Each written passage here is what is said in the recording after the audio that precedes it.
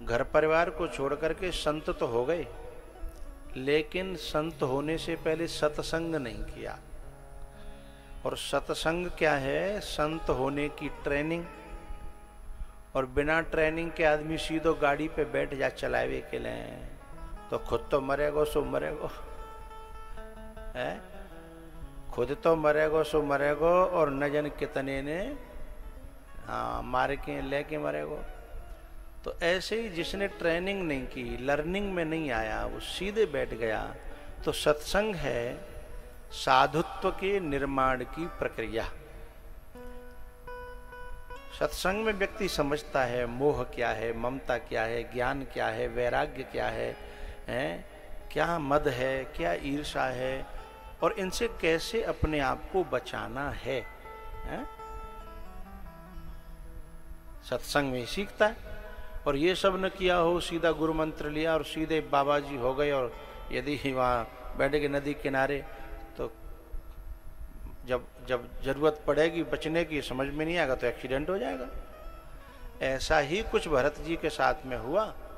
एक हिरनी जो अपने बच्चे को नदी में पटक के चली गई, तो उस बच्चे को उन्होंने पकड़ कर दया की, कोई बुरी बात नहीं है, लेकिन दया बाद में ममता बन गई, आसक्ति बन गई। और वो हिरण का बच्चा तो एक दिन हिरनियों का टोल आया, उनके साथ चला गया। अब ये आकर के रोने लगे कि मैंने पाला था। उस बच्चे ने इनमें आसक्ति नहीं करी, लेकिन इन्होंने बच्चे में आसक्ति करी। एक बात बताएं, ये केवल जड़ भरत जी की बात नहीं है, ये बात हर उस माँ बाप की है जो अपनी संतान में आसक्ति तो करता है, पर संतान माँ बाप में आसक्ति नहीं करती। माँ बाप तो संतान के लिए मरने को तैयार हैं, लेकिन बेटा मरना तो छोड़ो, अपनी तनख्वाह में से जो है 50% भी देना नहीं चाहता, 40% भी देना नहीं चाहता। हाँ, नहीं, साची बात पे हाँ करने दो, उसमें क्या बुराई है। साची एक सार्वभौमिक सत्य है, ये कोई व्यक्तिगत बात नहीं है, घर घर की ये बात है। लेकिन भगवान यदि कुछ दिन के लिए मेरी प्रार्थना से ऐसा कर दे, माँ बाप का दिल बच्चों में डाल दे, माँ बाप का दिल बच्चों में डाल दे, और बच्चों का दिल माँ बाप में आ जाए, यानी माँ बाप को तो उतना लगाव न रहे, लेकिन बच्चों को माँ बाप की तरह, बच्चों को लगाव माँ बाप से हो जाए, तब बात समझ में आएगी कि माँ बाप का क्या हाल होता है। तो वो जब जो हिरण का बच्चा जो था, हिरनियों के टोल के संग जब चला गया, तो हमारे भी ये बच्चे जिस दिन जो है इनका जोड़ा मिल जाता है, फिर कुछ दिन बाद ही ये घर को छोड़ करके कोई दिल्ली, कोई देहरादून, कोई कहीं, कोई कहाँ, हिमाचल, ऐसे करके चले जाते हैं। तो अब जब चले जाते हैं तो इनके पास में इतना टाइम नहीं रहता कि कम से कम माँ बाप को सुबह शाम फोन तो कर लें। मम्मी भले ही का ऊपर कह के बाकी कि बेटा लगा दियो ने का, मोए बाकी छोटे की याद आ रही है कि मोए बड़े की याद आ रही है, ने का फोन लगा दो। तो माँ बाप भले ही लगा लें, लेकिन इनको इतना टाइम नहीं रहता है कि फोन भी कर लें, जबकि माँ बाप कुछ चाहते थोड़े ही। माँ बाप तो ये कहते हैं हमारे हाथ पांव चल रहे हैं, उल्टा तुम हमसे ले जाओ, उल्टा हम जो है घी बनाते हैं, यहाँ थोड़ा इकट्ठा हो गया है, ले जाना, अब के थोड़ी खेत में दाल हुई है, वहाँ हिमाचल में नहीं मिलेगी, यहाँ से ले जाना, अब के थोड़ा सा हमने ये तैयारी कर ली है, तू आवे तो आ जाना, ये ले जाना। उस उम्र में भी माँ बाप देने की ही सोचते हैं, लेकिन ऐसे ही देने की यदि बेटा सोच ले और बेटा की बहू सोच ले, तो इसी धरती पर स्वर्ग आकर के नाचने लगेगा।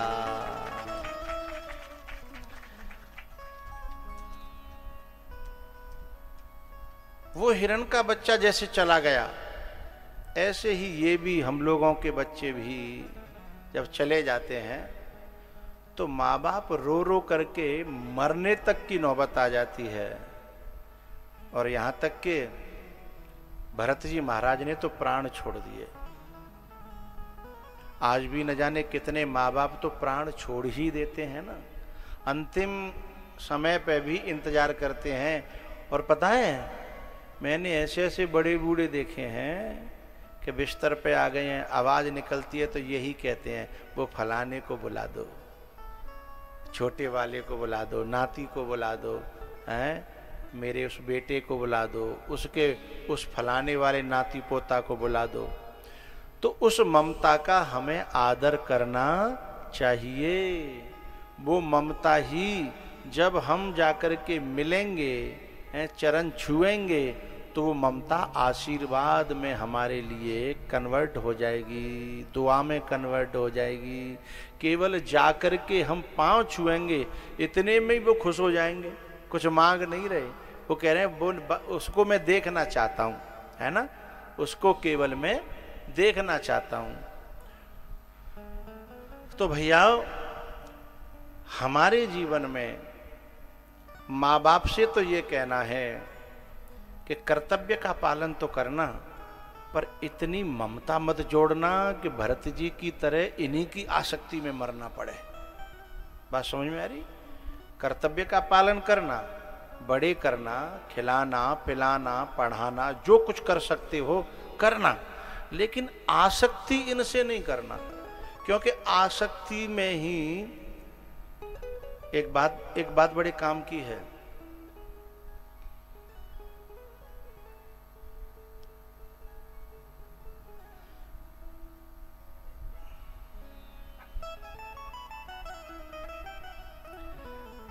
मुझे जिससे दर्द मिला है, मेरे शब्द को समझिएगा, मुझे जिससे, आगे बोलो, दर्द मिला है, दुख की बात यह है कि वह भी मेरे दिल में ही है। मुझे जिससे दर्द मिला है, दुख की बात यह है कि वह भी अभी भी, आगे बोलो, मेरे दिल में ही है। और सच बात यह है कि यदि माँ बाप दिल से निकाल पाते तो उनकी हिम्मत नहीं थी कि वो माँ बाप को दर्द दे पाते। वो दर्द दे ही इसलिए पा रहे हैं क्योंकि माँ बाप दिल से निकाल नहीं पा रहे हैं। माँ बाप दिल से निकाल नहीं पा रहे, इसलिए दर्द दे पा रहे हैं। यदि उन्हें निकालने का सलीका आ जाए, तरीका आ जाए, तो फिर उनमें दम नहीं है कि वो दर्द दे सकें। हैं? माँ बाप की करुणा, माँ बाप की दया।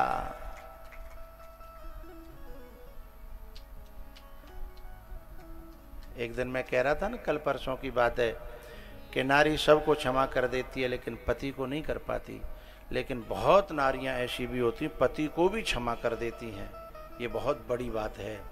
लेकिन पति को भी इतनी क्षमा नहीं कर सकती दुनिया की कोई भी नारी जितना क्षमा अपने बेटे को कर सकती है। लिए लिख लीजिएगा, कर सकती है, एक लिमिट में कर सकती है। 1 बार हो गई, 10 बार हो गई, 5 बार हो गई, 20 बार हो गई, 50 बार हो गई, 100 बार कर देगी पति को, लेकिन बेटे को अब के उनका आखिरी हो ये सितम।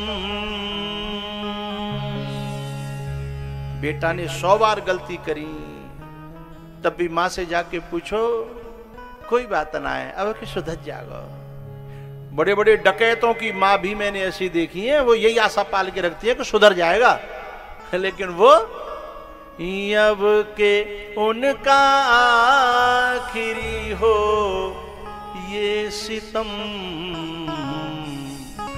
हर सितम ये सोच कर हम सह गए, हर सितम ये सोच कर हम सह गए।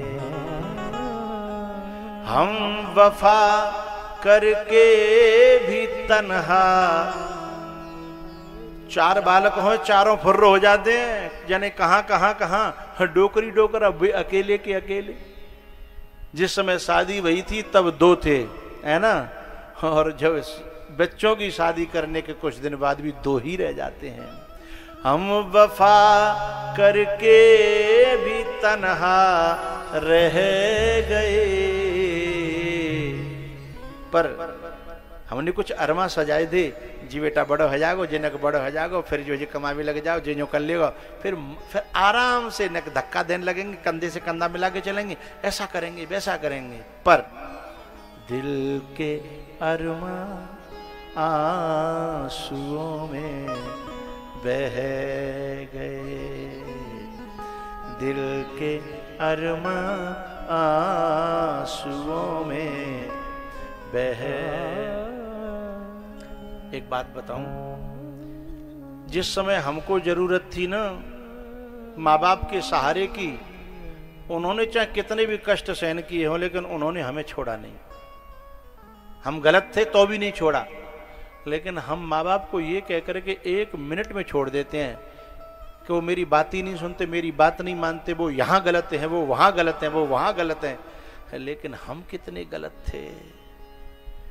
जब हमें सहारे की जरूरत थी, हम कितने गलत थे, लेकिन फिर भी उन्होंने साथ छोड़ा नहीं छोड़ा।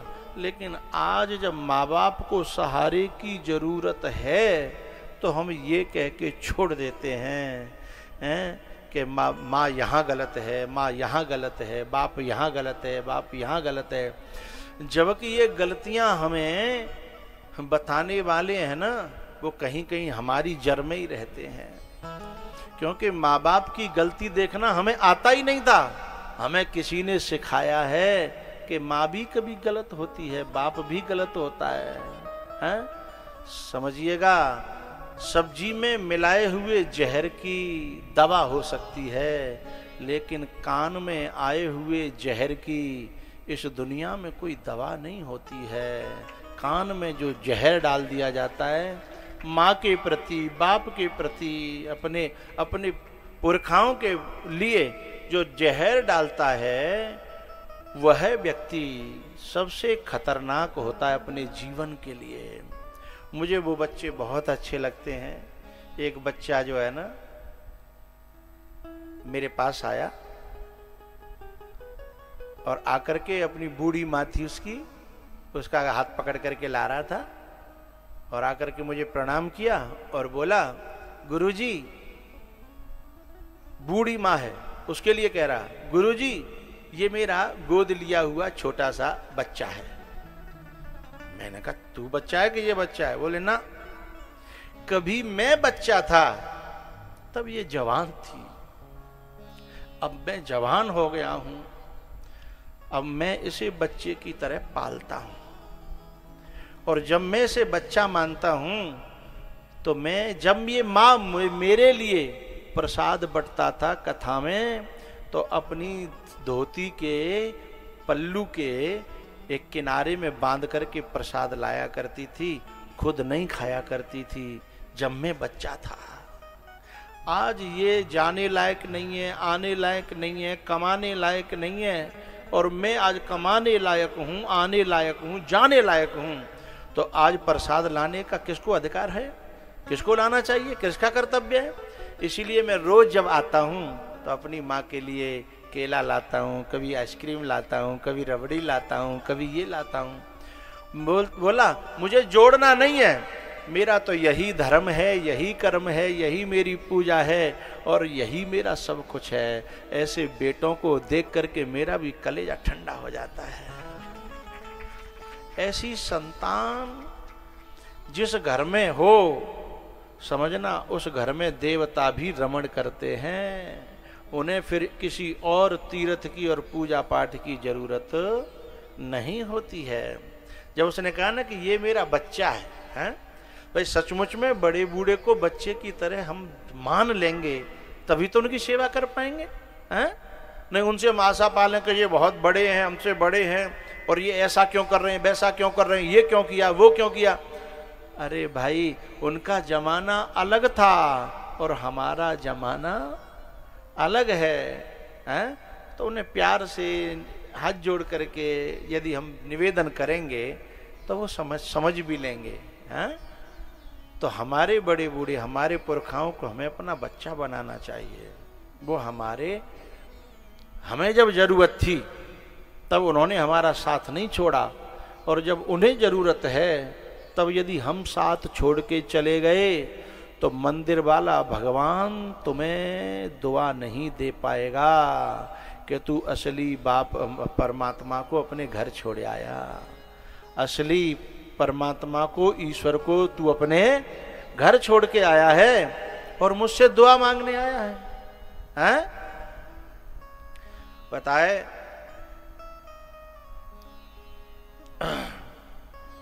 एक पति पत्नी अपने माँ बाप को गांव में छोड़ के चले गए थे,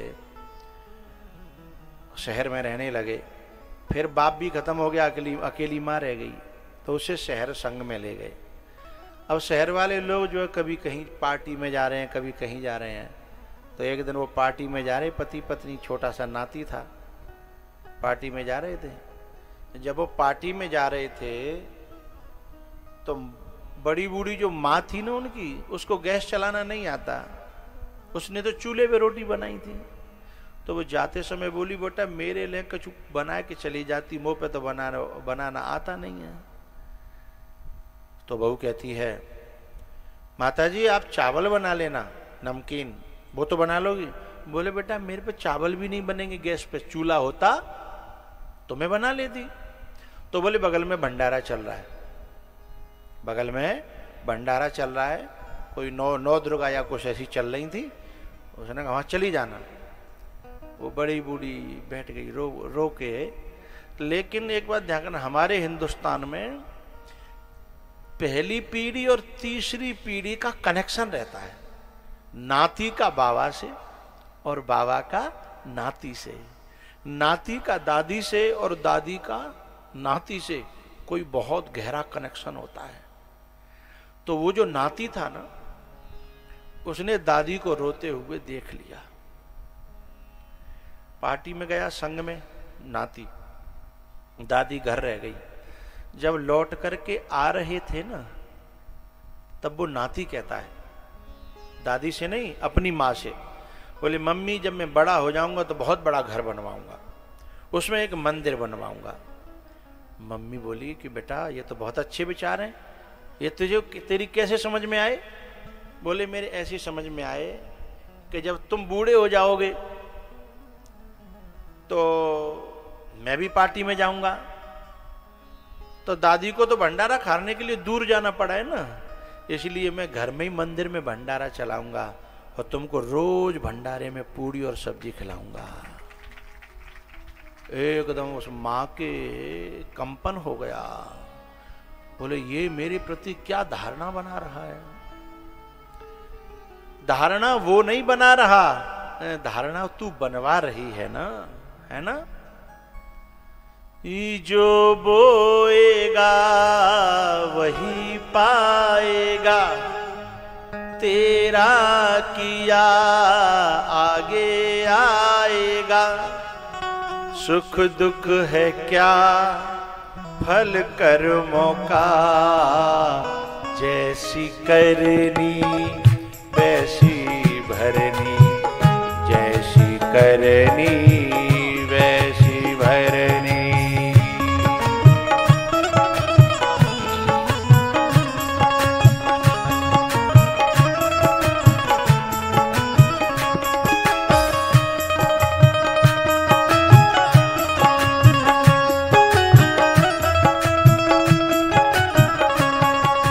जो बोएगा वही पाएगा, तेरा किया आगे आएगा।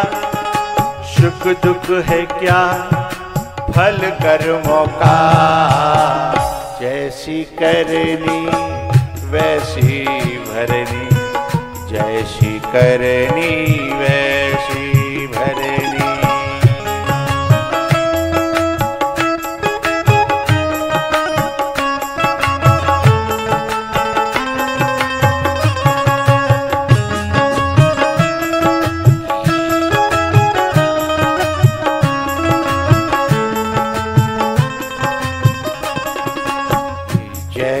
करनी वैसी भरनी, जैसी करनी वैसी भरनी।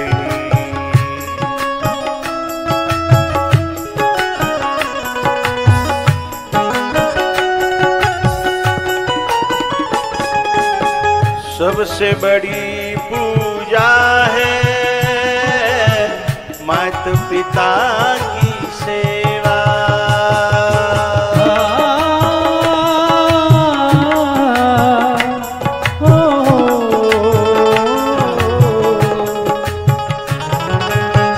सबसे बड़ी पूजा है माता पिता की सेवा। किस्मत वालों को ही मिलता है ये मौका।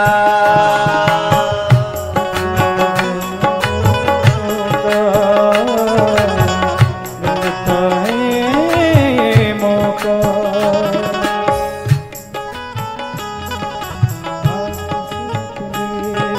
हाथ से अपने खो मत देना मौका ये खिदमत का। जैसी करनी वैसी भरनी, जैसी करनी वैसी भरनी, जैसी करनी वैसी भरनी, जैसी करनी वैसी भरनी।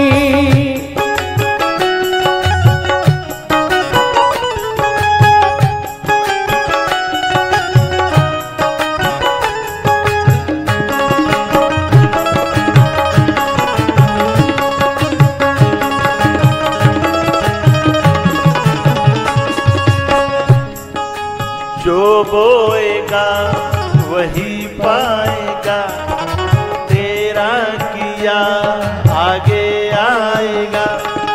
सुख दुख है क्या फल कर्मों का।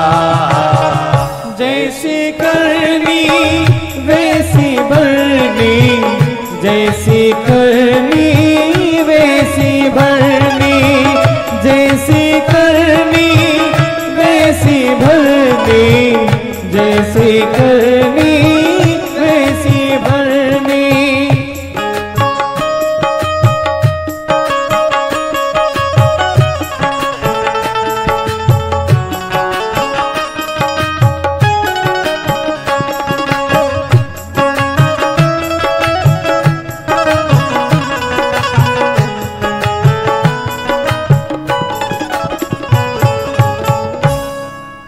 जो बोएगा वही पाएगा, तेरा किया आगे आएगा। सुख दुख है क्या फल कर्मों का। जैसी करनी वैसी भरनी, जैसी करनी वैसी भरनी, जैसी करनी वैसी भरनी, जैसी करनी वैसी भरनी, जैसी करनी वैसी भरनी, जैसी करनी वैसी भरनी। एक लड़का शहर में रहता था। अपनी पत्नी से बोला, मेरी माताजी की तबीयत खराब है, मैं थोड़ा लेट आऊंगा आज, उसे घर देखने जाऊंगा। पत्नी कलेश करने लगी, तुम्हें मेरा ख्याल नहीं है, तुम्हें मम्मी की ईदें पड़ी है, मम्मी के संग रहना था तो मुझे क्यों लेके आई, 50 सुनाए। उसका कलेजा दुखने लगा, क्योंकि रोज तो जाता नहीं, जब भी वो जाने की बात करता तो कलेश करती है।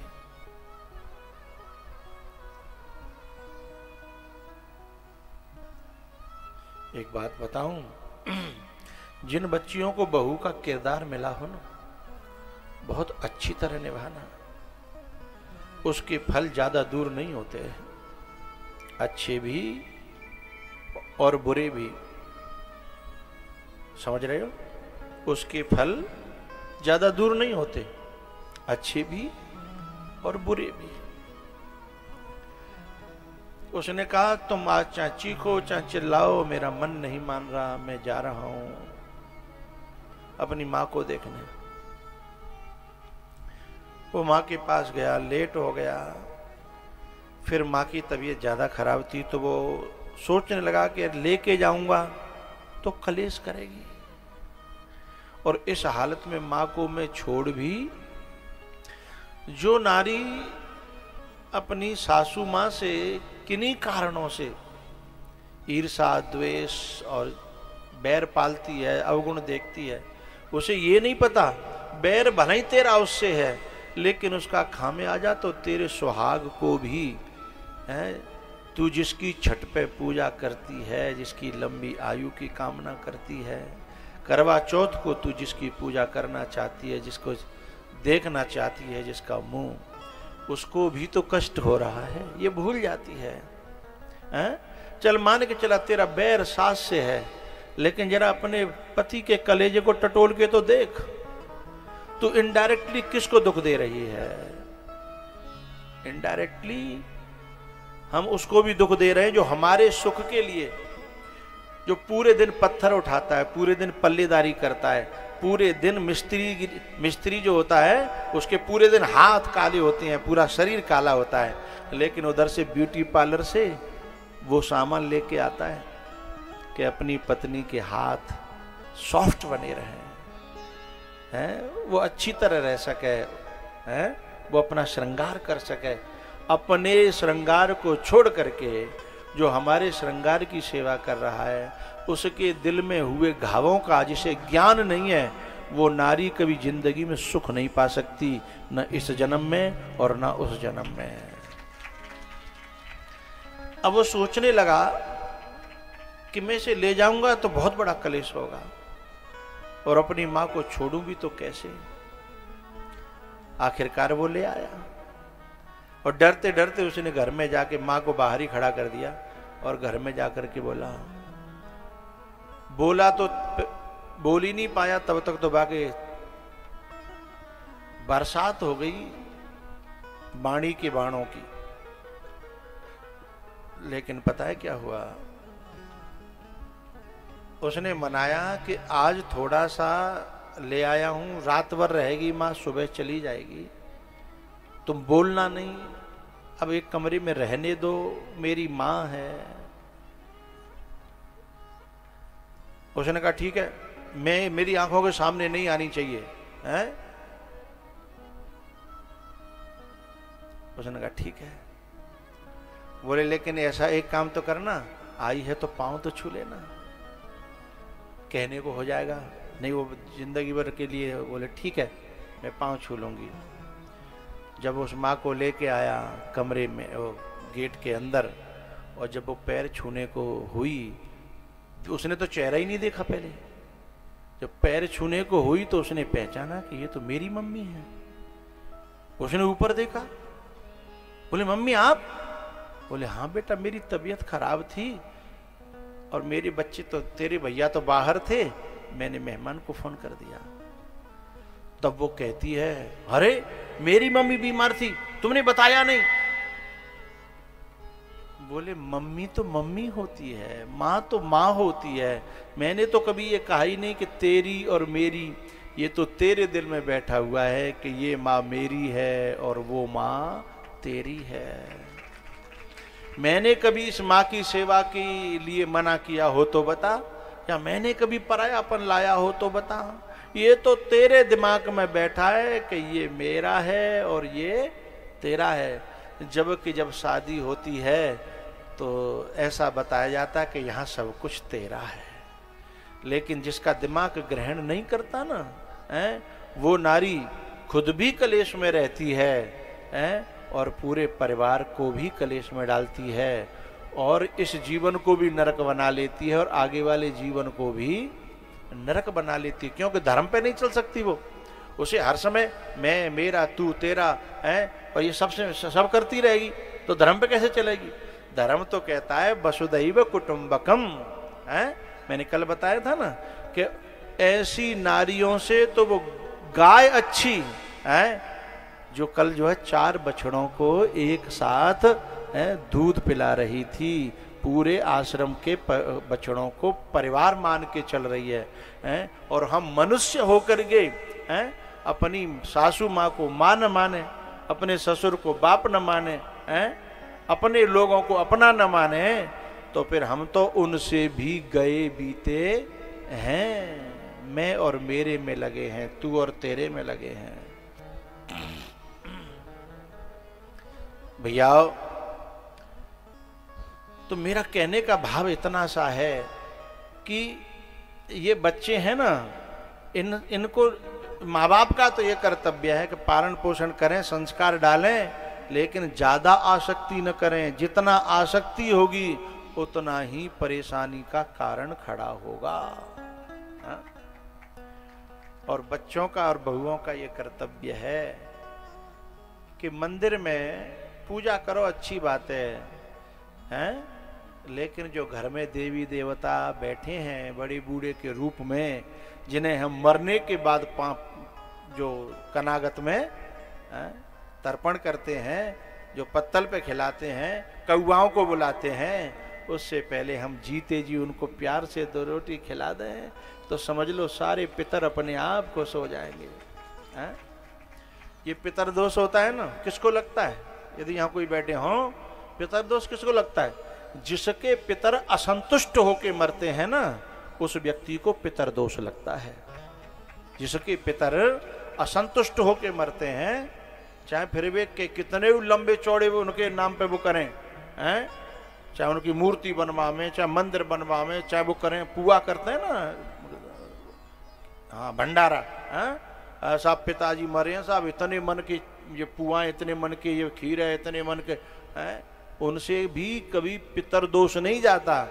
लेकिन यदि वो संतुष्ट होके मरे हैं, यदि वो ये कह के मरे हैं कि हे भगवान कि यदि अगले जन्म में वो बेटा मिले तो ऐसो मिले, बहू मिले तो ऐसी मिले, यदि ऐसी बात कह करके माँ बाप के प्राण निकलते हैं तो तुम्हें कहीं भी किसी पर पितर दोष दिखाने की जरूरत नहीं है, लग ही नहीं सकता है। उनकी संतुष्टि ही हमारे विकास का कारण बनती है और उनकी असंतुष्टि ही हमारे विनाश का कारण बनती है। माँ बाप से बढ़कर जग में कोई देव नहीं है दूजा, कर ले माँ बाप की सेवा। आता है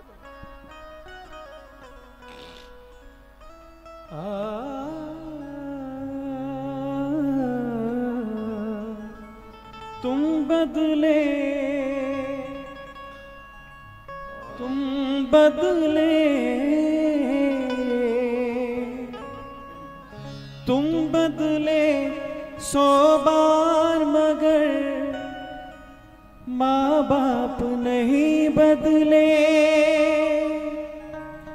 हो बदल गई औलाद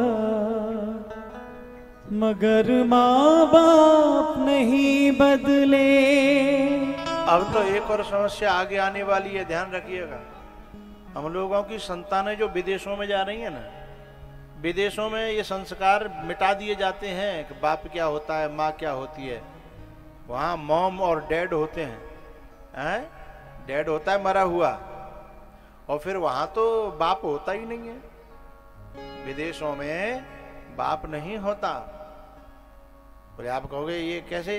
बोले इस पर चर्चा नहीं करना चाहता, क्योंकि वहाँ के लड़के को ये पता ही नहीं होता कि उसका बाप कौन है। वहाँ के लड़के को ये पता नहीं होता कि उसका बाप कौन है, क्योंकि वहाँ की नारी जो है 3 साल कहीं, 4 साल कहीं, 2 साल कहीं, इसलिए वहाँ के बच्चे के नाम के साथ में माँ का नाम तो जुड़ता है लेकिन बाप का नाम नहीं जुड़ता। तो फिर उसे वो कैसे जानेंगे कि बाप क्या होता है, माँ क्या होती है, संस्कार क्या होते हैं। लेकिन यहां से जो हमारे बच्चे वहां जाते हैं तो बताते हैं कौन कुसंगत पाए नसाई, कौन कुसंगत पाए नसाई। कुसंग में पाकर कौन नष्ट नहीं होता। अभी की ताजी ताजी कुछ दिन पहले की घटना है, हमारे देश का बहुत बड़ा आदमी, सहारा कंपनी का मालिक, सहारा कंपनी का मालिक, नाम बता सकता है कोई? सुब्रत राय। सहारा कंपनी का मालिक का मतलब है कि तुम्हारे जितना तुम्हारा जो कस्बा है ना, जहां पे जितने खेत हैं, जितने जहाँ पे मकान है, जितने बैंक अकाउंटों में जो पैसा है, जा कस्बा पे जितनी संपत्ति है, बातें कई गुना ज्यादा संपत्ति का मालिक था वो। बात समझ में आ रही है? और दोनों बेटे विदेश में थे। लोगों ने बहुत कही कि अपने बाप को आखिरी अग्नि दे जाओ। सब लोग जानते होंगे, नहीं जानते हो तो देखना, जो जानते हैं उनसे पूछना। लाश रखी रही, इंतजार करती रही लाश कि शायद बड़ा आ जाए। 2 बेटे थे, 3, 2, हाँ 2 बेटे। बोले, बड़े से कहा नहीं आया, छोटे से कहा नहीं आया। अब सोचिएगा संपत्ति का क्या होगा, क्या करें ऐसी उस पढ़ाई का, और उस वहां विदेश में जो बेटे हमारे बड़े हो गए हैं, ऐसी बड़ाई का भी क्या करेंगे हैं? जब लाश 2 या 3 दिन रखी रही, फिर जब आए नहीं तो किसी परिवार के किसी भतीजे ने या किसी ने अग्नि दी। कल्पना करिएगा, एक बार के लिए बच्चे कम पढ़ें लेकिन संस्कार बने रहें, ये ध्यान रखिएगा। एक बार के लिए कम पढ़ें, संस्कार बने रहें, हैं? उनमें ये बना रहे बाप क्या होता है, उनमें ये समझ में आना चाहिए कि माँ क्या होती है, हैं? तुम बदले, तुम बदले, तुम बदले 100 बार मगर एक बार न बदले। बदल गई औलाद मगर माँ बाप नहीं बदले। बदल गई औलाद मगर माँ बाप नहीं बदले।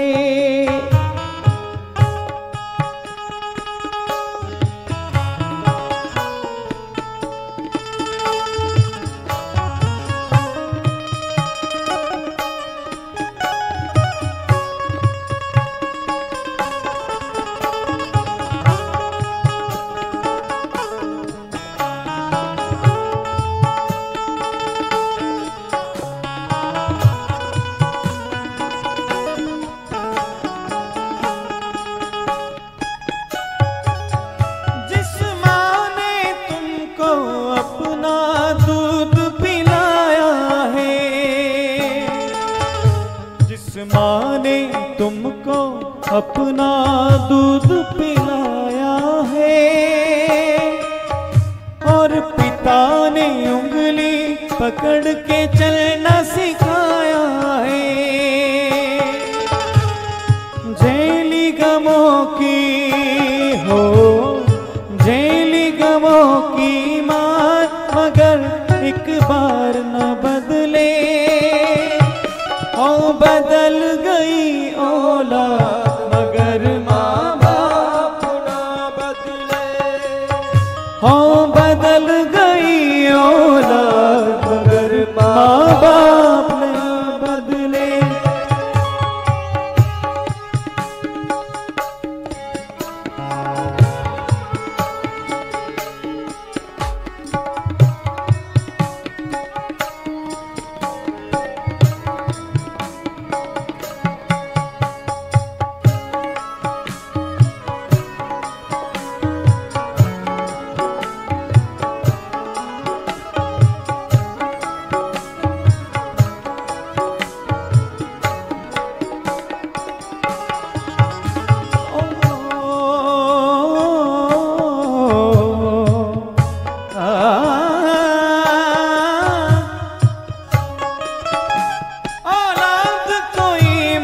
बाप के दिल को दुखाती है।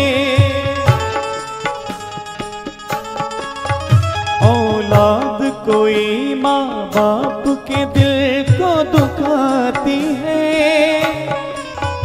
तो उसकी करनी सामने उसके आती है। जेली गमों की हो, जेली गमों की मार, मगर एक बार न बदले। हो बदल गई औलाद मगर माँ बाप नहीं बदले। हो बदल गई औलाद मगर माँ बाप ना बदले। तुम बदले,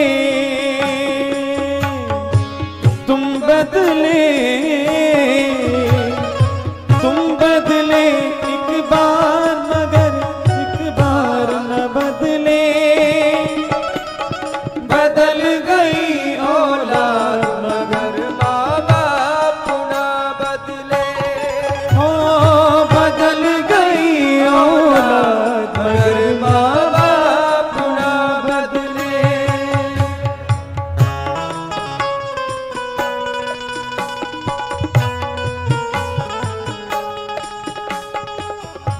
इस कपड़े में फटे हुए छेद दिख रहे थे तुम्हें अभी, लेकिन इसका बेटा सूट पहन रहा होगा, जूते पहन रहा होगा, कोट पहन रहा होगा और गाड़ी में चल रहा होगा। मैंने ऐसे कई बापों को देखा है। एक बाप से तो मैंने कहा, एक खेत पे ऐसी लगा था मेड़ पे, बनियान में इतने छेद थे कि मैं गिन न पाऊं। मैंने उनसे कहा कि तुम्हारा बेटा एयरफोर्स में है, 1.5 लाख तो तनख्वाह है उसकी, तुम इतनी फटी बनियान। वो रो पड़ा। अरे मैंने कि क्यों? बोले वो पूछता नहीं है, मैं कहता नहीं हूं। मैंने कहा क्यों? बोले तुम बाप हो, कह सकते हो। बोले बस इसलिए तो नहीं कह सकता कि मैं बाप हूं, क्योंकि मैंने देना सीखा है, मैंने मांगना नहीं सीखा है। वो अपने आप सोचता नहीं है, पूछता नहीं है, और मेरा जमीर उसे मांगने के लिए गवाही देता नहीं है। मैं फटे हाल खुश हूं। वो विमानों में उड़ता, एयरफोर्स में है, वो आसमान में उड़ता है। यही सोच करके मैं खेत की मेड़ पे खुश हो लेता हूं कि शायद इस हवाई जहाज में मेरा बेटा जा रहा होगा, इस हवाई जहाज में मेरा बेटा जा रहा होगा।